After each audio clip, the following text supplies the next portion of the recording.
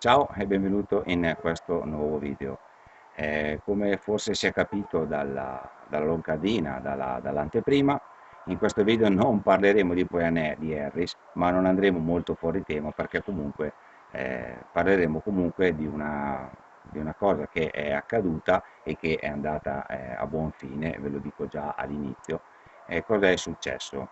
Durante una serata delle persone hanno trovato una poiana comune, quindi una delle nostre poiane che vivono nei nostri territori, eh, anche qua in Lombardia, spesso le vediamo veleggiare anche sopra la nostra testa, hanno trovato questa poiana in difficoltà ai margini della strada in un campo.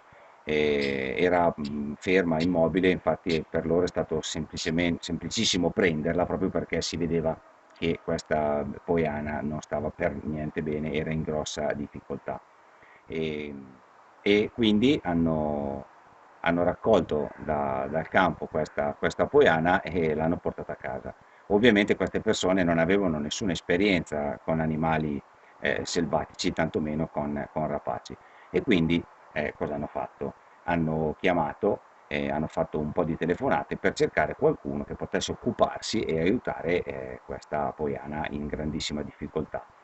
Alle 8, alle 9 di sera, purtroppo non è facile, si è visto trovare qualcuno, hanno chiamato tantissime associazioni preposte a fare questo tipo di soccorso e dovrebbero farlo a qualsiasi ora, ma purtroppo tutte le associazioni che hanno chiamato o non hanno risposto al telefono o chi ha risposto al telefono era impossibilitato all'intervento, il che lo trovo una cosa abbastanza grave, anche perché non è la prima volta che mi succede, nemmeno la seconda e neanche la terza, ma è successo tantissime volte.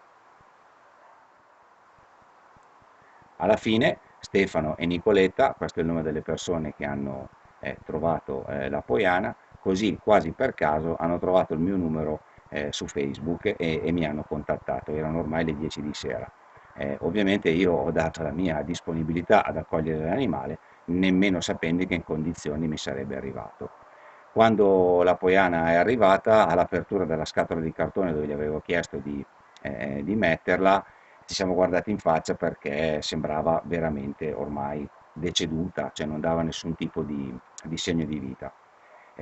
Quindi però manipolandola si è capito che era ancora viva in qualche modo e allora mi sono immediatamente attivato per cercare di soccorrerla, quindi di scaldarla, idratarla all'inizio e dargli meno fonte di stress possibile.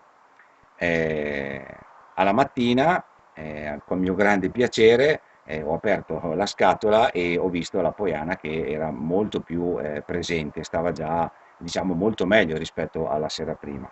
Al che l'ho presa e è stata messa in una situazione, diciamo, diversa dalla scatola di cartone, quindi in un gabbione molto grande, totalmente coperto in modo che lei non vedesse nulla fuori perché bisogna cercare di stressarli il meno possibile e con il supporto di un veterinario ho continuato con le cure che mi sono state dette di fare dal veterinario e pian pianino è sempre migliorata.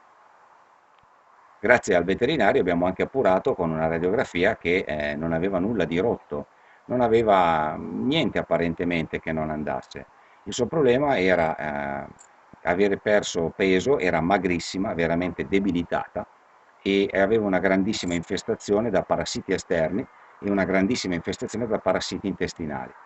Abbiamo provveduto ovviamente insieme al veterinario alla sverminazione e al trattamento di questi parassiti sia interni che esterni e, eh, e immediatamente la sua risposta è stata, dopo 2 o 3 giorni, subito immediata, si vedeva che cominciava veramente a stare meglio.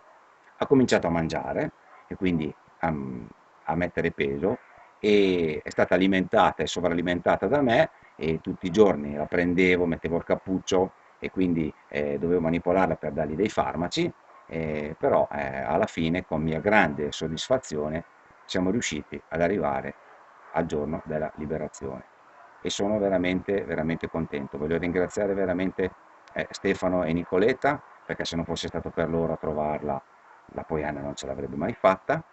E, e voglio spendere anche una parola a favore di noi falconieri o comunque persone che si occupano di rapaci, perché spesso e volentieri non siamo ben visti da tante persone, perché magari ci vedono un po' come coloro che si divertono a tenere in gabbia dei rapaci.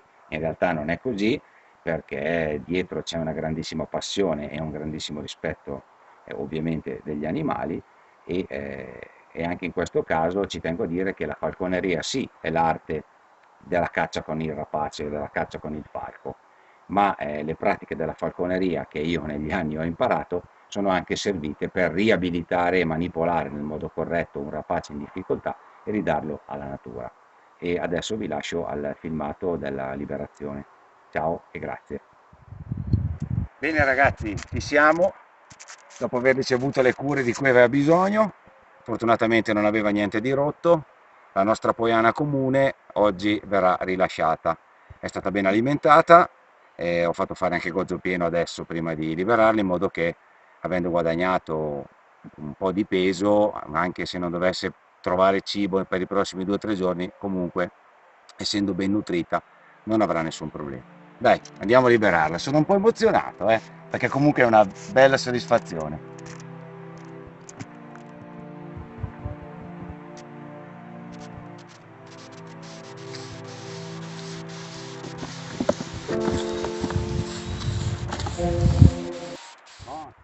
Bene ragazzi, ci siamo, è pronta, è scalpitante, la scatola non sta ferma e sono veramente contento di averla aiutata e veramente speriamo che non si metta più nei pasticci e che sia pronta davvero.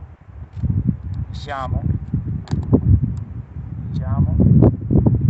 ragazzi, ci siamo pronti, via. Sei libera Nana, puoi andare, sei pronta.